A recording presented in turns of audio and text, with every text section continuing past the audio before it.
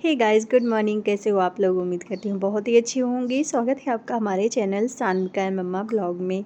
तो आज का ब्लॉग बहुत ही छोटा है और बहुत ही प्यारा है, क्योंकि मैंने आज सिर्फ अपनी बेटी का ही वीडियो बनाया हुआ है, क्योंकि आज मेरे पास बिल्कुल टाइम ही नहीं था कुछ भी रिकॉर्ड करने का। तो यहाँ मैंने थोड़ा बहुत नाश्ता किया और बेटी को कर दिया मालिश। मालिश करने के बाद वो सो गए थे। तो ये काली वाली जो सरसों है, इसको मैंने साफ़ किया।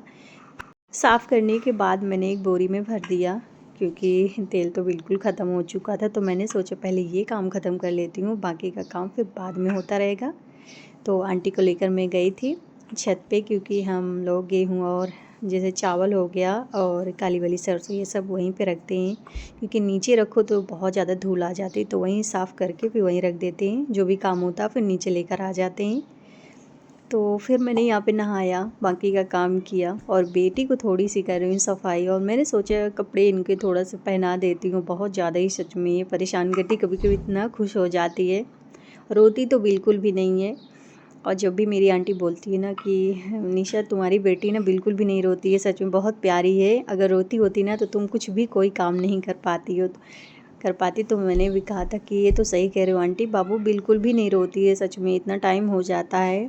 और वो उसको मैं झूले पे लिटा देती हूँ, लेटी रहती है, वो बस ऐसे ही खेलती रहती है। अगर उसके कोई पास होता है तो बिल्कुल भी नहीं रोती है, बातें बस करते रहो उससे तो खुश रहती है।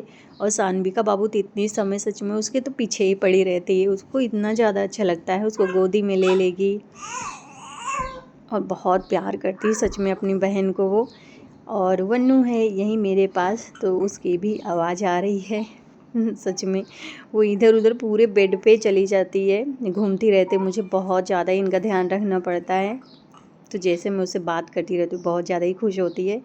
और अगर मैं किचन में रहूँगी ना तो मुझे देख लेगी तो तुरंत हंसने लगती है। बच्चे होते हैं ना, मेरी बेटी 7 महीने की पूरी होने वाली है, तो मुझे देख के तुरंत हंसने लगती है, पहचानने लगी है मम्मा को अपनी। तो जैसे मैंने बताया ही था, घर पे ही सब लोग रहते हैं, बेटियों की छुट्टियां चल रही हैं, तो बहुत ज़्यादा ही मतलब उसकी मस्ती चलती रहती है घर पे। और जो भी खाने पीने की चीज़ें बनाती हूँ तो थोड़ा थोड़ा खाती रहती है। और ये बन्नू तैयार हो गई यहाँ पे। तो ये सानविका की ड्रेस है जो मैंने इसको पहनाई हुई है। छोटी हो गई है, सारे कपड़े इसके छोटे हो गए, तो मैंने इनको पहना दिया है। सच में देखिए कितनी प्यारी लग रही है। ये मैंने मीशो से मंगाया था ऑनलाइन, बहुत प्यारी लग रही थी मुझे ये।